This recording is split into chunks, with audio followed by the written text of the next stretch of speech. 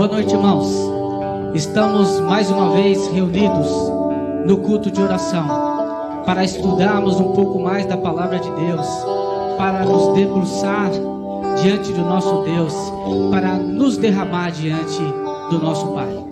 Por isso pedimos a todos que nesse momento se coloque diante de Deus, para que possamos ouvir Deus falar conosco e entregarmos a Ele as nossas petições. Isso é o que nós desejamos e é o que pedimos em nome de Jesus.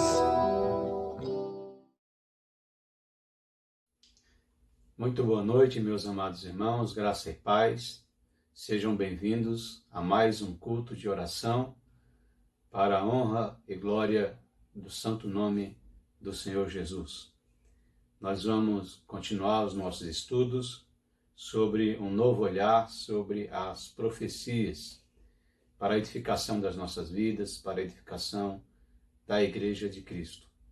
Nós queremos iniciar nosso culto de hoje com um aviso importante aos irmãos e também com um pedido de oração. Nós temos uma expectativa muito grande em relação ao retorno dos cultos presenciais, à abertura da igreja, mas os irmãos sabem que nós precisamos seguir protocolos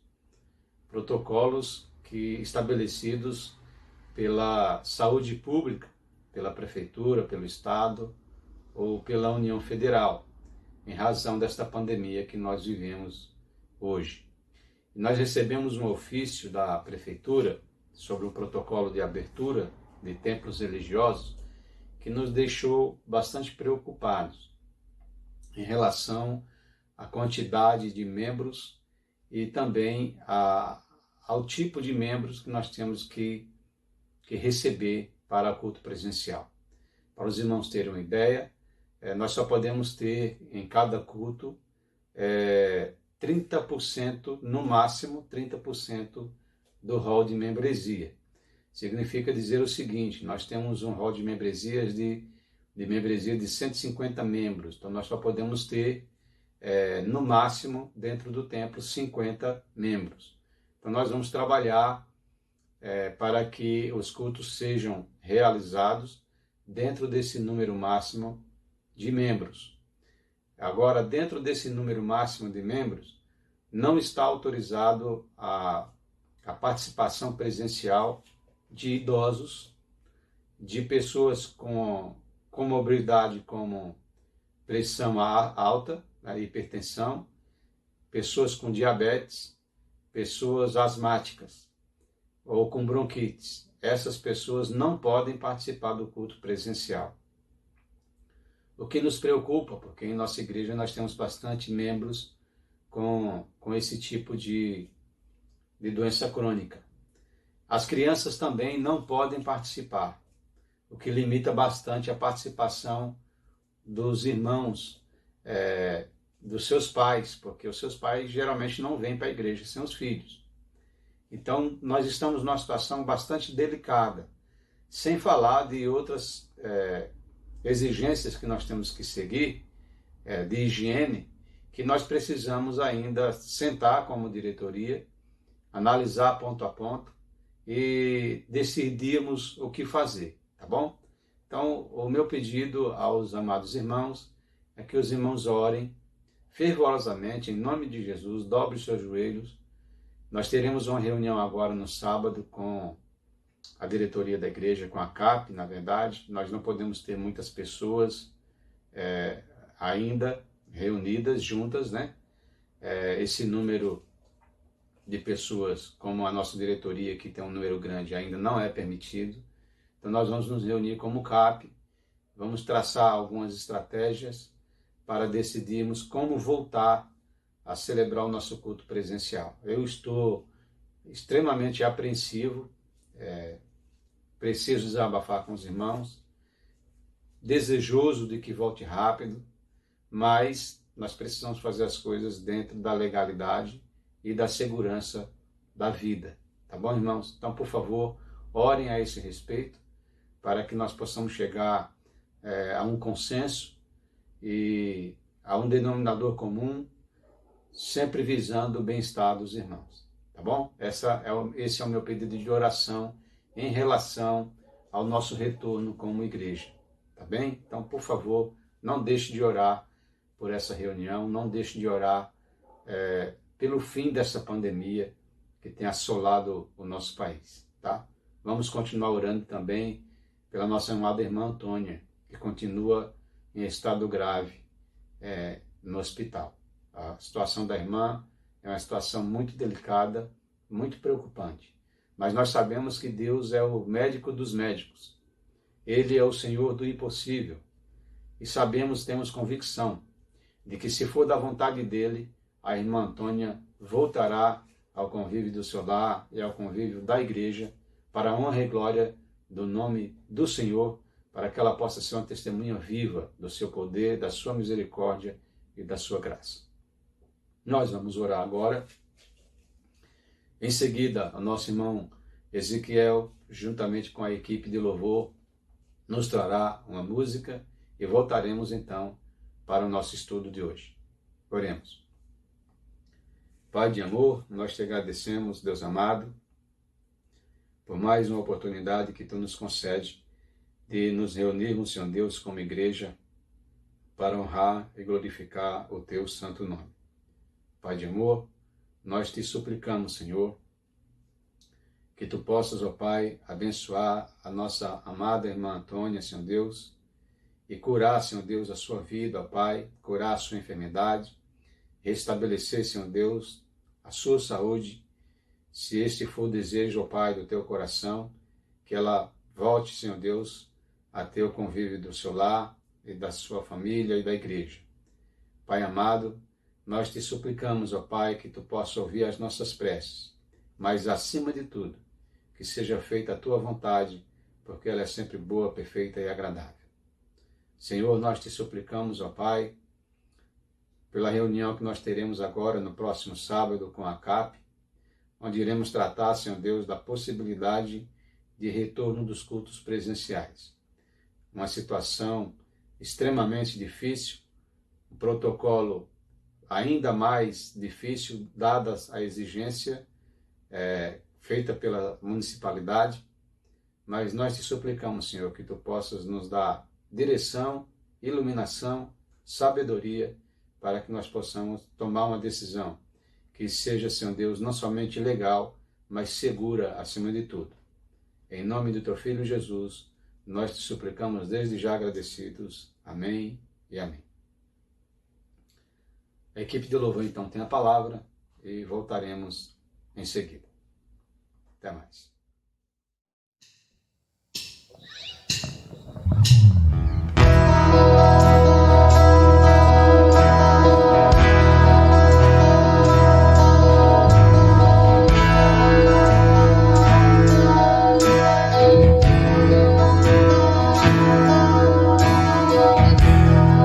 Santo Espírito está aqui nesta noite e Ele está aí também na sua casa, no seu lar.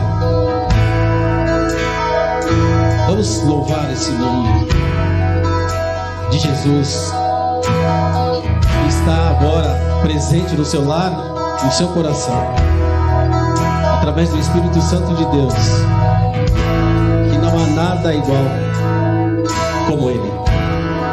Vamos cantar? Não há nada igual, não há nada melhor a de se comparar, a esperança viva,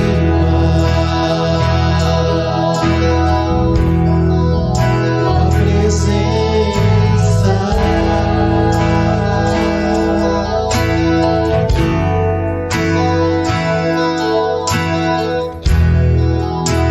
Eu provei e vi o mais doce amor que liberta meu ser e a vergonha desfaz.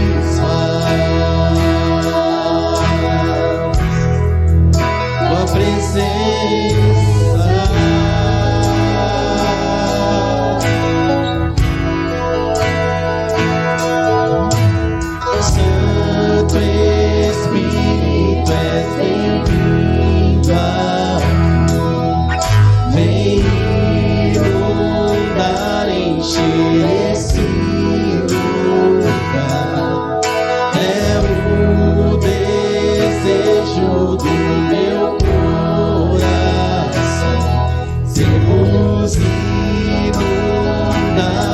dados por tua glória, Senhor.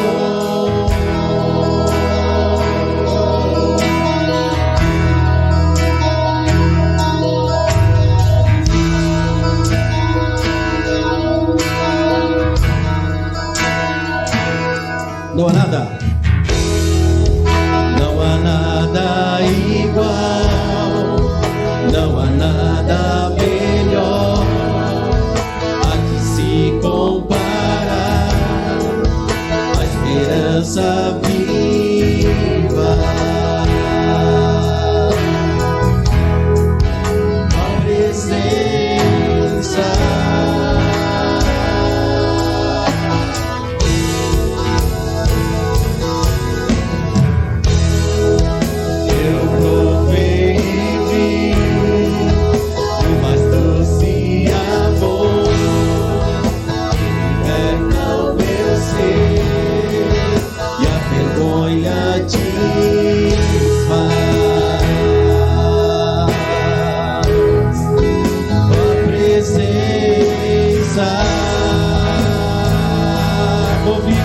Santo Espírito,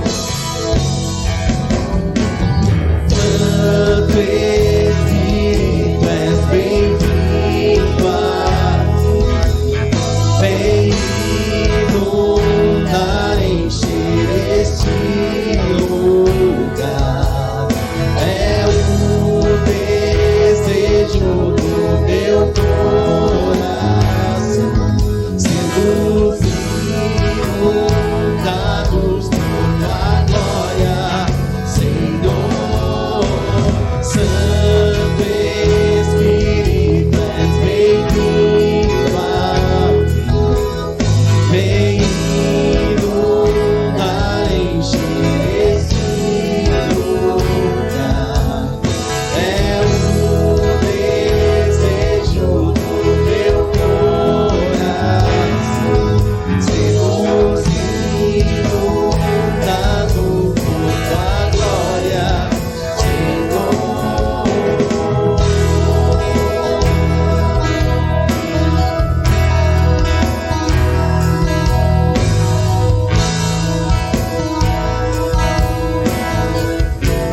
Vamos provar. Vamos provar o quão real é tua presença. Vamos provar a tua glória e bondade. Vamos provar o quão real é tua presença. Vamos provar a tua glória e bondade. Vamos provar, cante. Vamos provar o quão real é tua presença. Vamos provar a tua glória e bondade. Mais uma vez. Vamos provar o quão real é tua presença. Vamos provar a tua glória e Senhor. Santo Espírito, és bem-vindo aqui, vem inundar, encher esse lugar. É o desejo do meu coração, sermos inundados por tua glória, Senhor.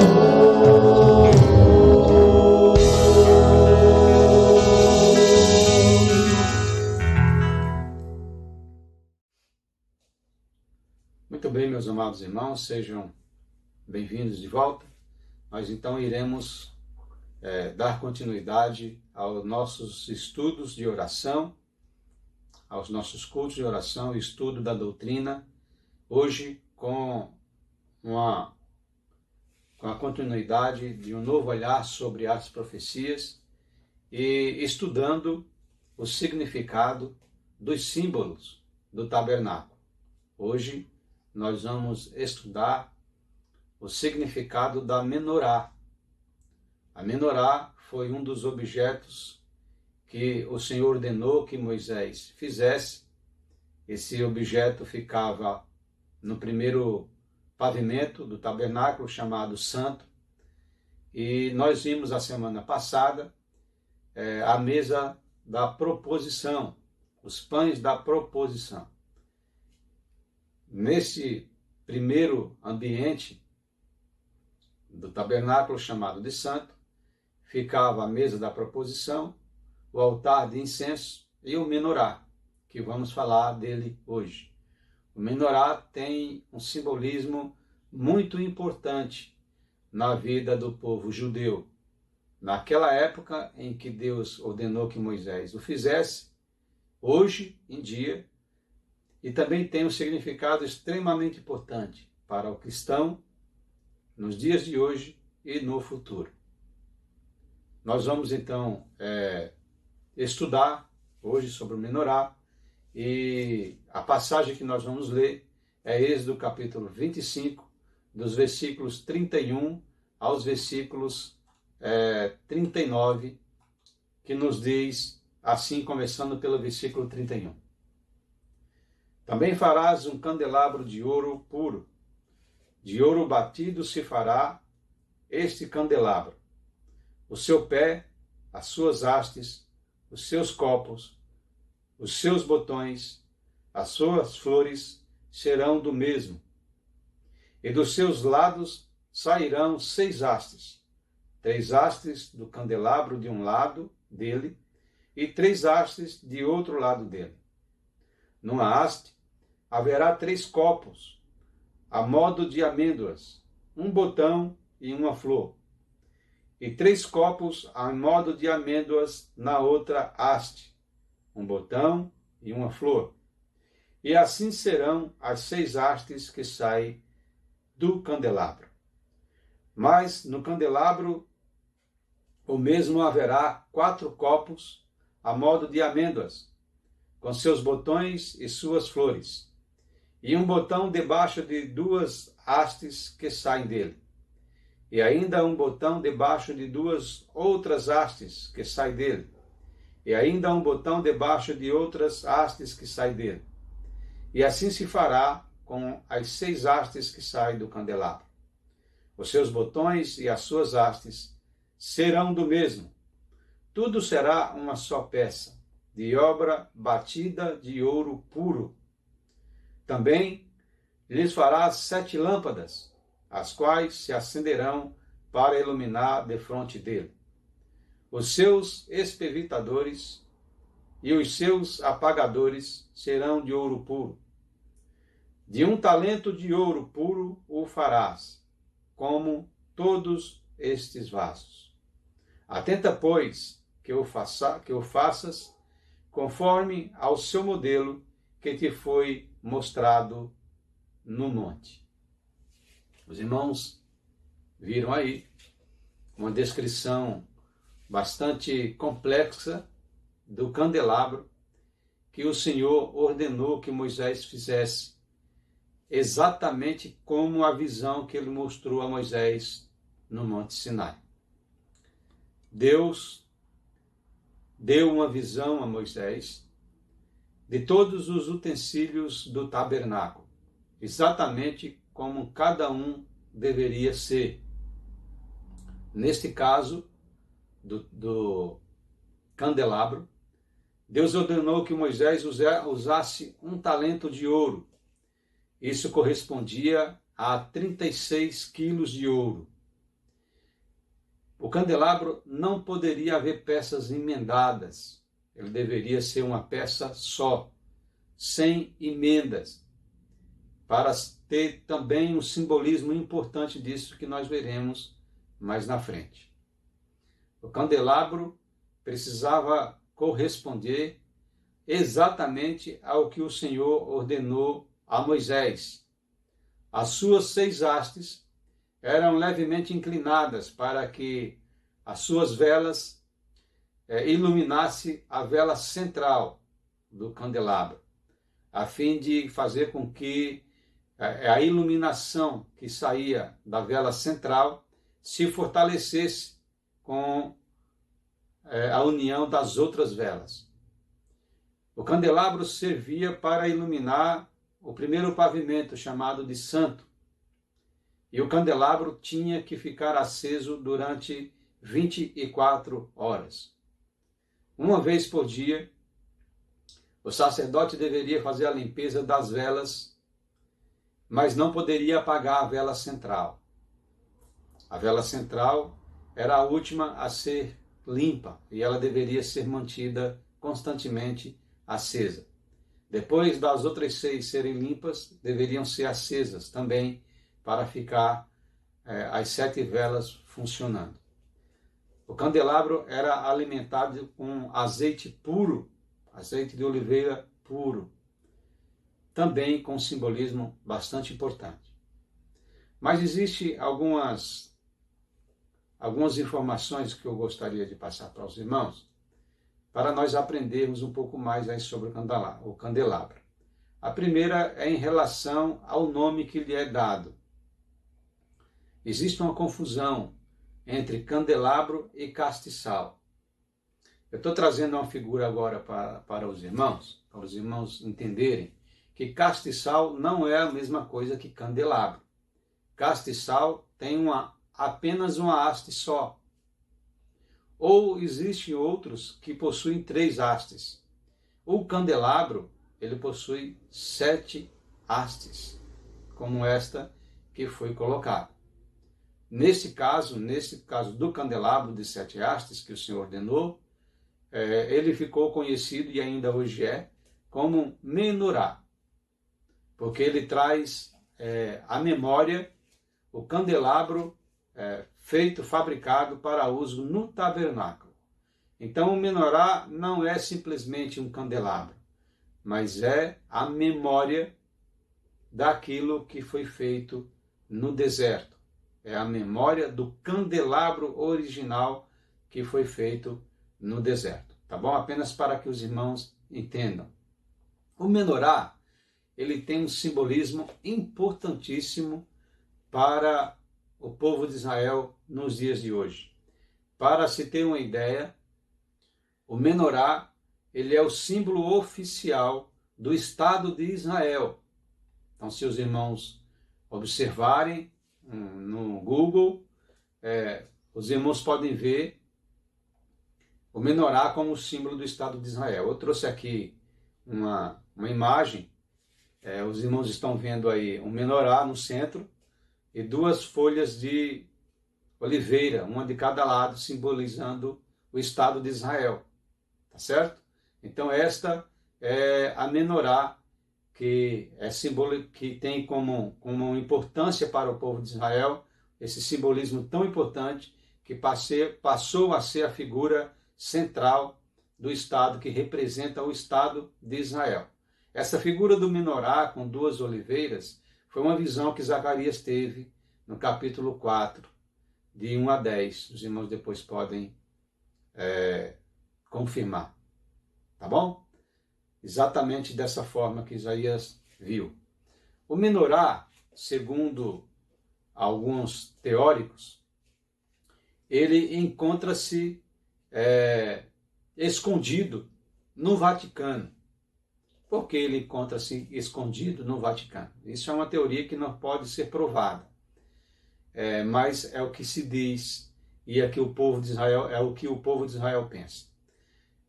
No ano 70, quando Roma destruiu o templo de Jerusalém, quando houve a batalha do povo de Israel contra os romanos e vice-versa, e os romanos saíram vitoriosos, os romanos pegaram a menorá e levaram para Roma. Isso ficou registrado na história em um monumento conhecido como Arco de Tito. Tito foi o imperador que destruiu o templo de Jerusalém no ano 70. E o seu irmão Dominiciano, o irmão de Tito, no ano 82, ou portanto 12 anos depois da destruição de Jerusalém, construiu um arco em homenagem ao seu irmão Tito, que havia morrido. Então Dominiciano ele construiu esse arco e colocou na base do arco uma figura da menorá sendo levada de Jerusalém pelos romanos.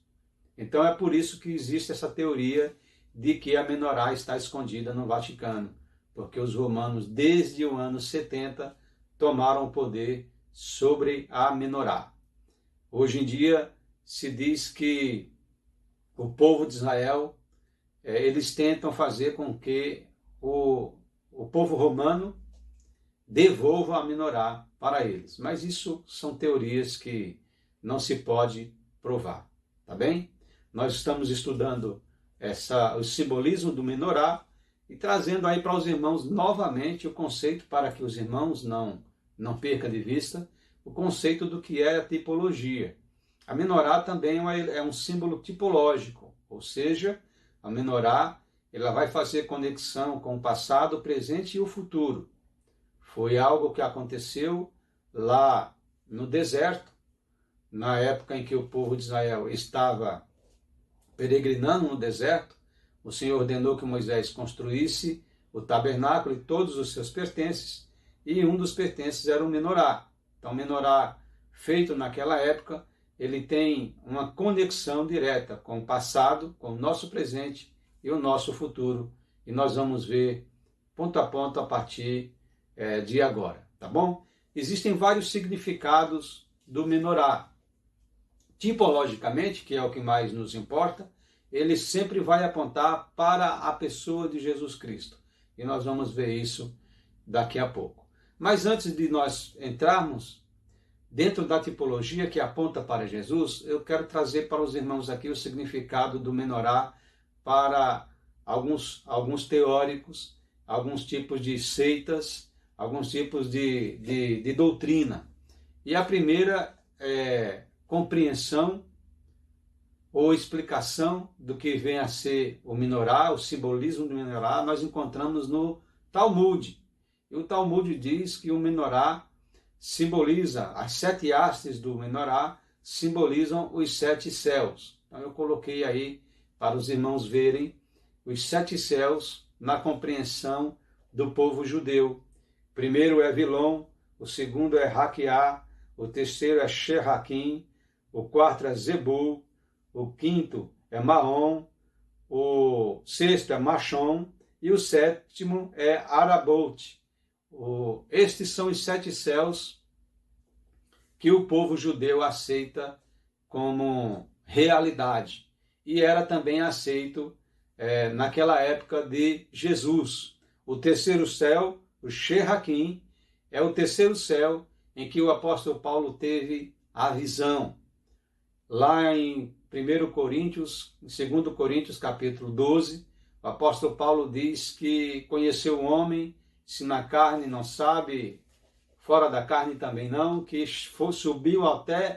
foi arrebatado até o terceiro céu em espírito, e lá ouviu palavras inefáveis que ele não ousaria pronunciar. Esse terceiro céu é o Sheraquim. E aí, quando nós passamos por aquela palavra, dificilmente as pessoas conseguem entender porque Paulo coloca a numeração de terceiro céu. É terceiro céu porque no entendimento do povo judeu existem 7 céus. O Arabout é o 7º céu, onde ficam os tronos, onde ficam os serafins, onde fica o trono de Deus Todo-Poderoso. E o terceiro céu, segundo o que o apóstolo Paulo mencionou, também é o seio de Abraão, para onde irão os crentes em Jesus Cristo quando falecerem, e de onde sairão ressuscitados para se ajuntar com o povo no arrebatamento e se encontrarem com Jesus nos ares. Então esse é o terceiro céu, apenas para que os irmãos aí de uma forma muito simples, muito breve, muito rápida, entendam o simbolismo da menorá para o povo judeu dentro do Talmud. Tá bom, meus amados irmãos? Também existe uma segunda compreensão, agora de forma esotérica, dentro do que se conhece como Kabbalah, ou Kabbalah. A Kabbalah é uma seita judaica. É um ensinamento judaico esotérico que tenta justificar ou ensinar que a Menorá, ela tem um simbolismo importante na vida do ser humano, porque ela simboliza os 7 saberes que o ser humano precisa ter para ser uma pessoa honrada, uma pessoa sábia e uma pessoa iluminada.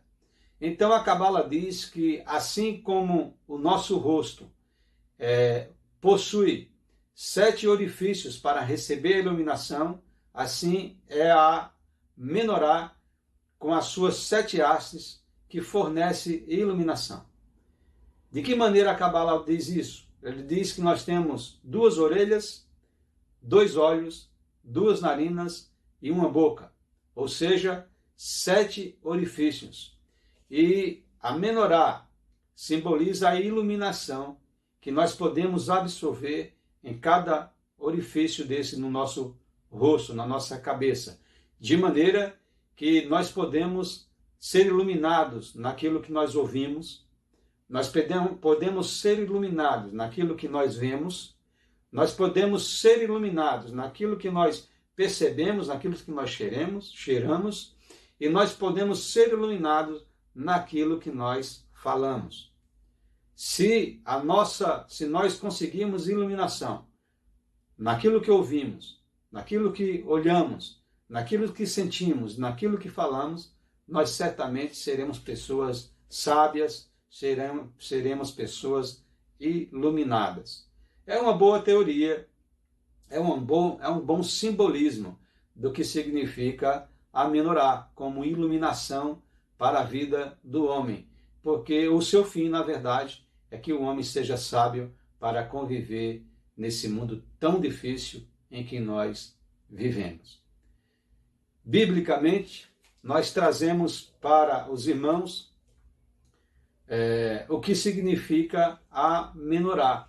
E nós vamos encontrar isso aos olhos do profeta Zacarias e também aos olhos de João, quando lhe foi revelado o Apocalipse.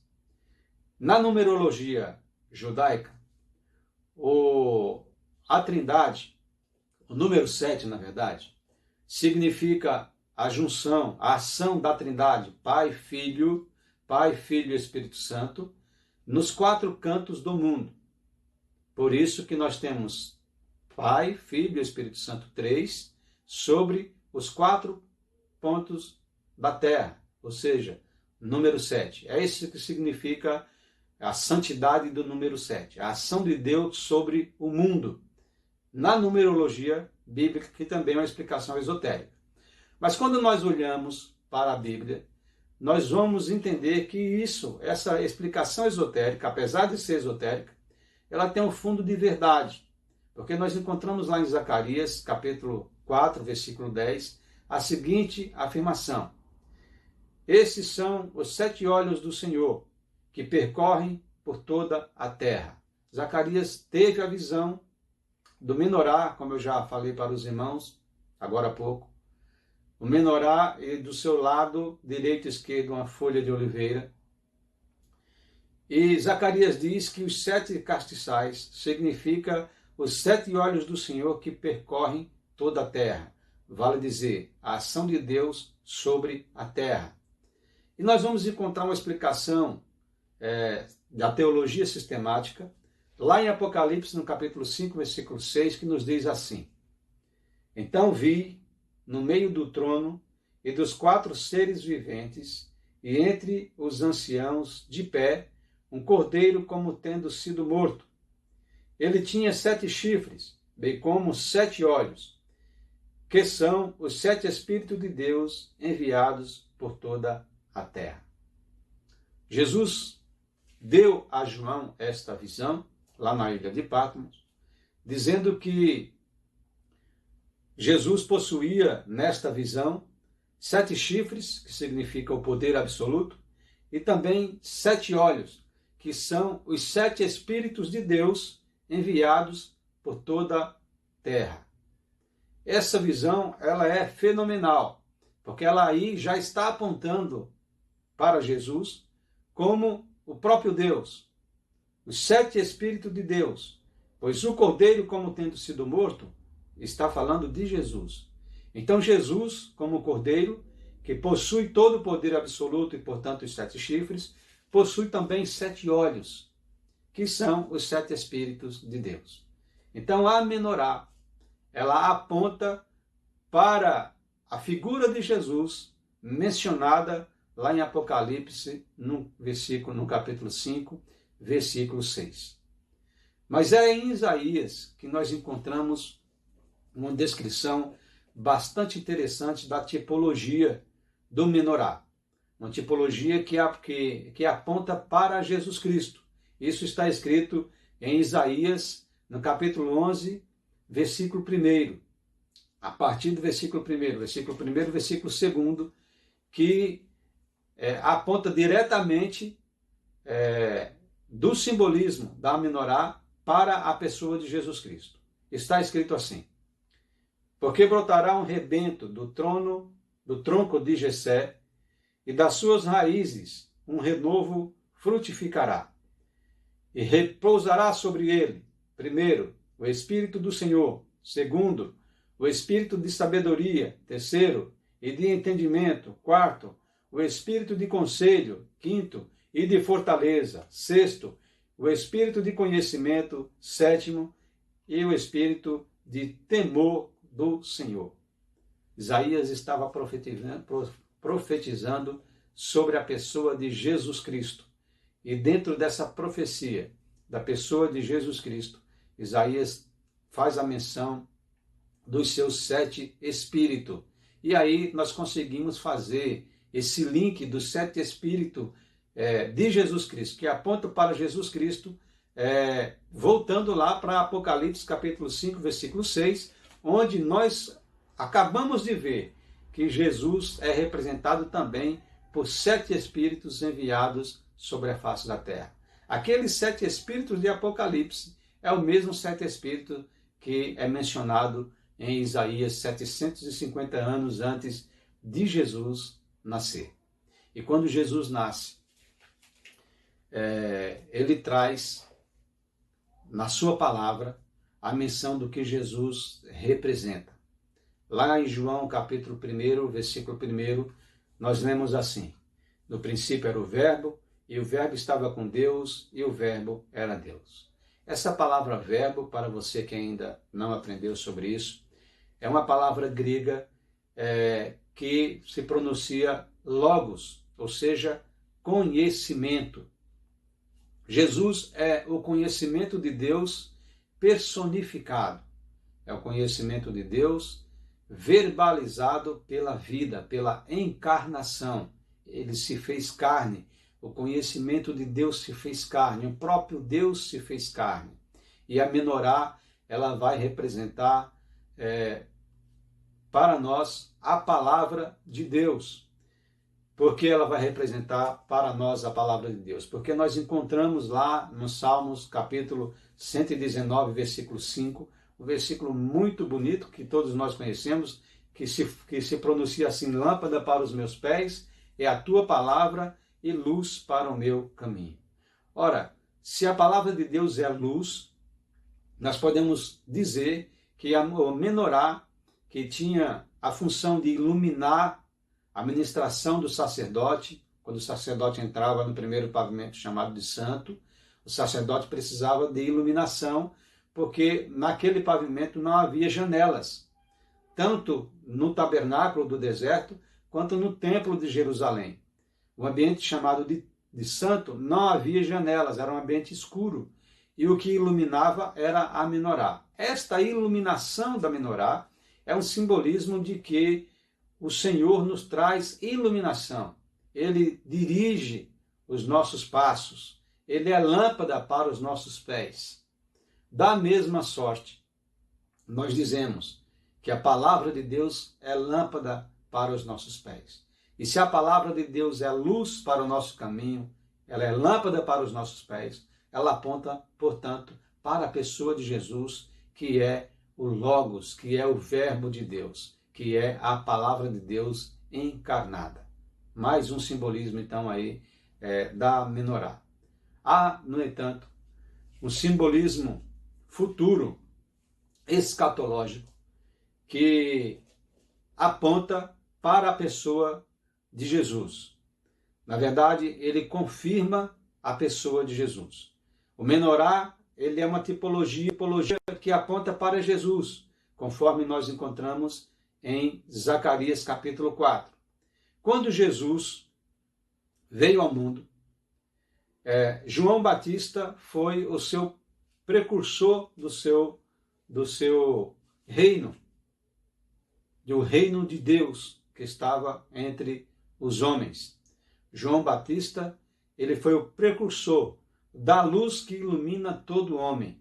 E João, o evangelista, o discípulo, ele escreveu isso, inspirado pelo Espírito Santo, no capítulo 1 do seu evangelho, com muita sabedoria, que diz exatamente o seguinte. João capítulo 1, versículo 5 em diante. E a luz resplandece nas trevas, esta luz é o Senhor Jesus. E as trevas não a compreenderam.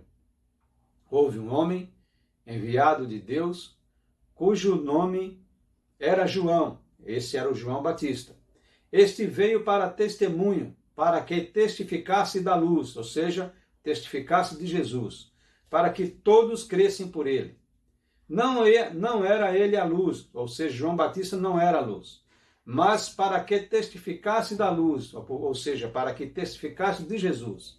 Ali estava a luz verdadeira, ou seja, em Jesus estava a luz verdadeira que ilumina a todo homem que vem ao mundo. Portanto, Jesus, nesta passagem de João, ele representa a haste central do candelabro, porque ele é a luz que veio ao mundo para tirar o homem das trevas para a sua maravilhosa luz. É o que nós vamos estudar no próximo domingo na EBD. A redenção da nossa alma. O Senhor Jesus nos tirou das trevas do pecado e nos trouxe com a sua luz para uma nova vida em Cristo Jesus. Jesus representa a haste central do candelabro, a vela, a lâmpada mais importante, das quais as outras 6 iluminava para ele. E nós encontramos essa confirmação em Apocalipse, no capítulo 1, versículo 12 em diante, que nos diz assim: E virei-me para ver a voz que falava comigo, e virando-me, vi 7 castiçais de ouro, e no meio dos 7 castiçais, um semelhante ao Filho do Homem, vestido até os pés de uma roupa comprida. Essa visão que o discípulo João viu lá na ilha de Patmos, era o Senhor Jesus no meio de 7 castiçais, ou seja, Jesus como a luz que ilumina todo um homem no meio dos 7 castiçais. Mais impressionante ainda era o que representava, irmãos, esses castiçais para João Batista, que o Senhor Jesus o revelou, que significa as 7 igrejas. Vamos ver. Apocalipse capítulo 1, versículo 19. Escreve as coisas que tem vistos e as que são, e as que depois destas hão de acontecer. O mistério das 7 estrelas que vistes na minha destra e dos 7 castiçais de ouro. As 7 estrelas são os anjos das 7 igrejas, e os 7 castiçais que viste são as 7 igrejas. Olha que visão maravilhosa João teve. O menorá representa, nesse sentido, as 7 igrejas de Jesus Cristo. E Jesus Cristo, a sua vela central. Quando eu disse aos irmãos lá no início que o castiçal ele foi ordenado a Moisés que fosse feito de uma peça só, sem emendas, era para simbolizar a unidade da peça. A unidade da arte, ela não poderia ter emenda nenhuma. Essa unidade simboliza união, comunhão absoluta. E essa visão que João teve das 7 igrejas do Senhor Jesus, com Jesus Cristo ali no meio dos 7 castiçais, que vimos anteriormente no capítulo 1 também, até o versículo 12 e 13, esses 7 castiçais com Jesus simboliza exatamente o que o menorá aponta, a união absoluta, a comunhão perfeita de Jesus Cristo com a sua igreja. As 7 igrejas simboliza a totalidade da igreja de Cristo. Portanto, Jesus no meio dos 7 castiçais simboliza ele unido com a sua igreja. Aí eu trago a lembrança aos irmãos do que Jesus deixou para os seus discípulos lá em Mateus capítulo 16, a partir do versículo 18, quando ele diz: e as portas do inferno não prevalecerão contra a igreja. Os irmãos lembram que lá em Mateus capítulo 16, a partir do versículo 18, Jesus diz a Pedro: porque tu és Pedro, e sobre esta rocha edificarei a minha igreja, e as portas do inferno não prevalecerão contra ela. E as portas do inferno, meu irmão amado, não vai prevalecer contra a igreja de Jesus Cristo, porque nós formamos uma peça só com o Senhor Jesus. Nós formamos um corpo só com Jesus. É por isso que ele é o cabeça da igreja. É por isso que ele é o cabeça do corpo, porque o Senhor Jesus está unido conosco. Nós também vamos ver isso no estudo do próximo domingo de manhã. Jesus é o cabeça da igreja. Jesus é o cabeça do corpo. Ele está unido conosco. É por isso que as portas do inferno não irão prevalecer contra a igreja do Senhor. É por isso que nós vamos estar unidos para sempre com o Senhor. Então, nós conseguimos aprender neste candelabro, nessa tipologia do candelabro, que ela pode significar e que ela significa, na verdade, Jesus Cristo como a luz que ilumina todo homem. Ela significa a palavra de Deus, que é Jesus Cristo encarnado. Ela significa as 7 igrejas do Senhor, que está unida com ele. Ela significa os 7 Espíritos de Deus personificados na pessoa de Jesus Cristo, conforme descrito em Zacarias capítulo 4 e em Apocalipse capítulo 5.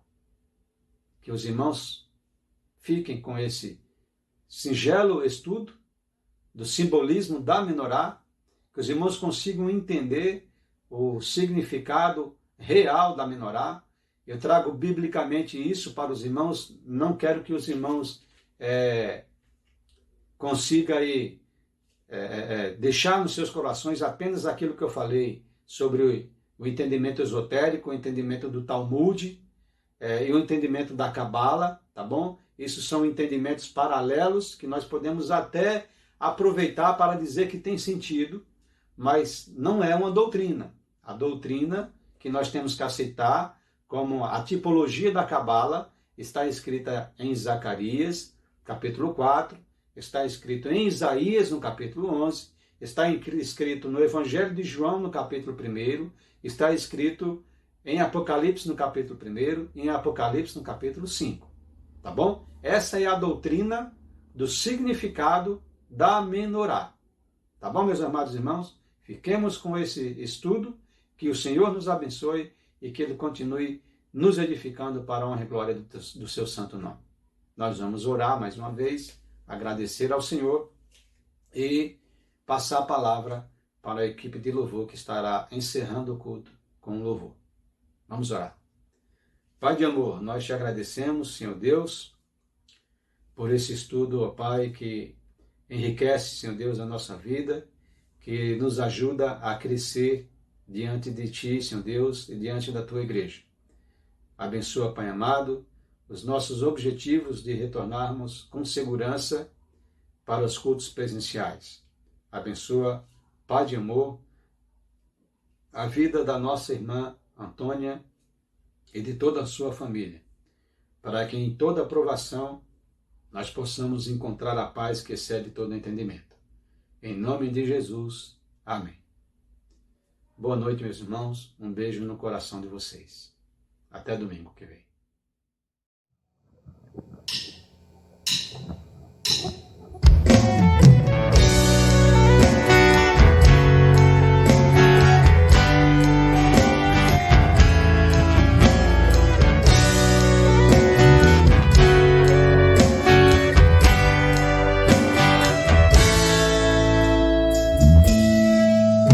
Espírito, encha minha vida. Espírito, encha minha vida. Enche-me com teu poder, pois em ti eu quero ser. Espírito, enche o meu ser.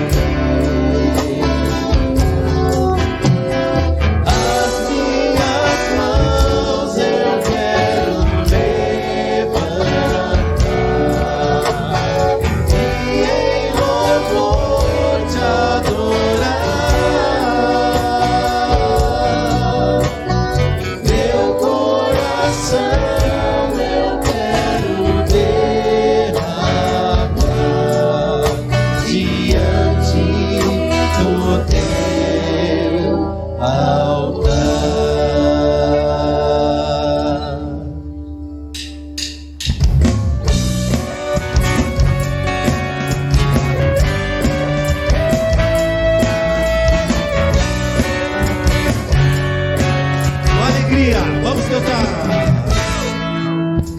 Espírito, encha minha vida. Espírito, encha minha vida. Enche-me com teu poder, pois em ti eu quero ser.